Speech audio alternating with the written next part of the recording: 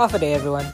Welcome to my podcast. My name is Evan Tovis, and this episode features a heartbreaking, tragic story titled Death of a Salesman, written by Arthur Miller. Let's get right into it. Essentially, this play is about Willie Loman, an aging salesman who lives with his wife, Linda, and his two sons, Biff and Hammy, have come to visit. However, with his struggles to reach financial success and maintain his grip on reality, Willie frequently engages in arguments with his family, and he becomes more and more lost in his imaginations of the past, even in the middle of conversations. As his mental health deteriorates, he clings to his perceived importance of being well-liked, one of his most notable beliefs. Eventually, his despair leads him to commit suicide, believing that life insurance will financially provide for his family. As I said before, it was created by Arthur Miller. All the ideas expressed in the story are actually reflected in the era he wrote it in, along with his personal experiences. In regards to the era and setting, Death of a Salesman is set in Brooklyn, New York during the late 1940s, a period when the United States was transitioning into post-World War II life. Although the war had ended, the Cold War between the US and Soviet Union began, sparking widespread anxiety over communism and the rise of nuclear weaponry.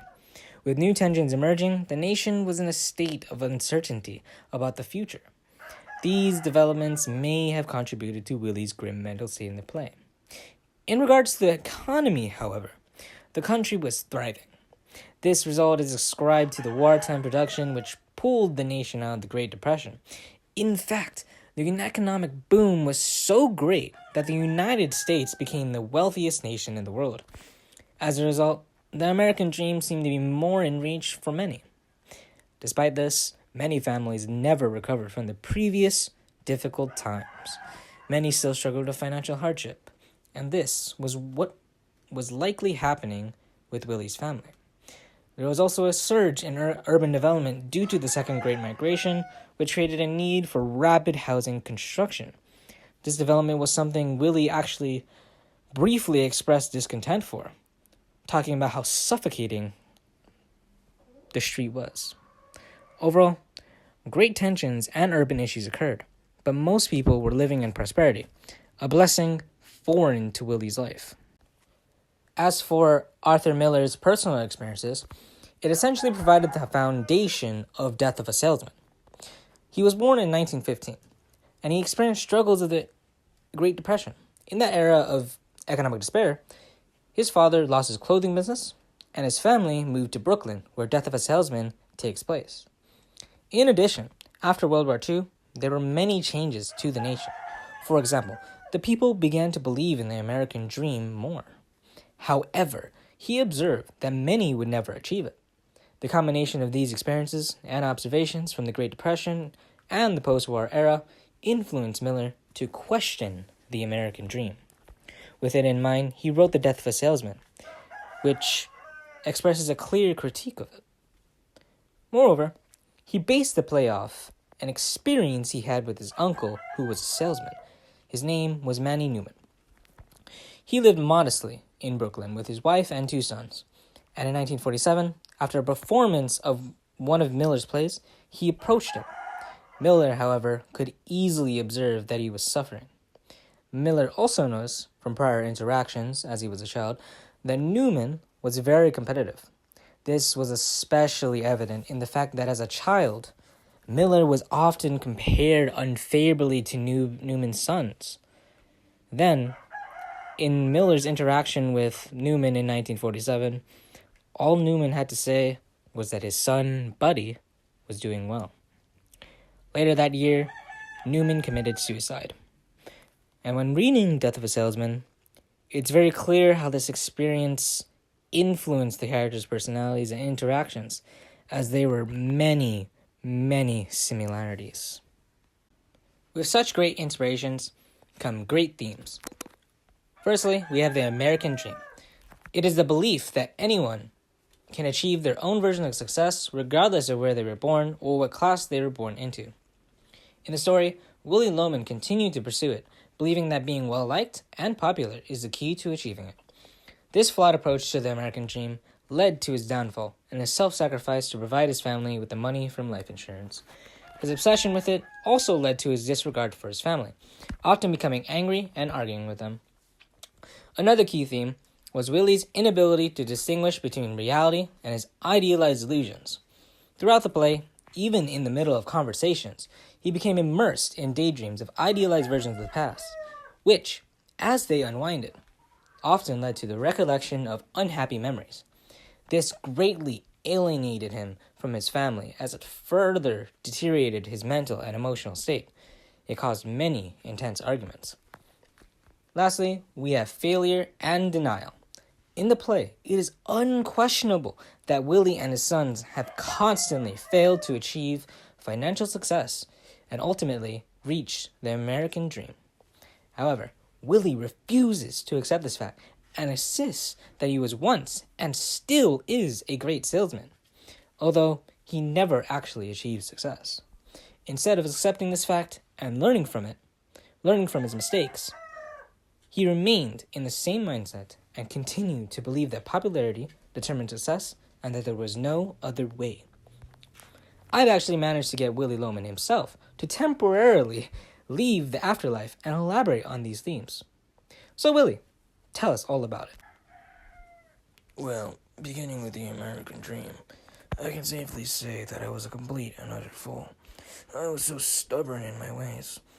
I should have seen what was truly important, my family, but I just couldn't accept the fact that I was a complete failure.